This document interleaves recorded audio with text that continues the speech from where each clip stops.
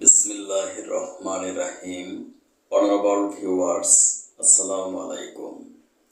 Digital Biochemic Heart Cancer and Diabetes Research Hospital পক্ষ থেকে doctors টক TV 100 কে চ্যানেলের সকল দর্শক শ্রোতাদেরকে জানাচ্ছি আন্তরিক অভিনন্দন।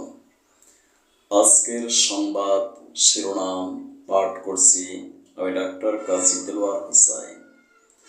অনুষ্ঠানটি একযোগে টিকটক, ইনস্টাগ্রাম, ফেসবুক ও ইউটিউব চ্যানেল থেকে সম্প্রচার করা হচ্ছে। স্মরণকালের ভয়াবহ বন্যায় ভাসছে ফেনী, নোয়াখালী, কুমিল্লা, ব্রাহ্মণবাড়িয়া, হবিগঞ্জ সহ প্রায় 11টি জেলা। ভারত থেকে আসা ঢলের পানিতে সৃষ্ট আকস্মিক বন্যায় চরম দুর্ভোগে লাখ লাখ মানুষ। বৃহস্পতিবার পর্যন্ত 5 জনের মৃত্যুর সংবাদ পাওয়া গেছে।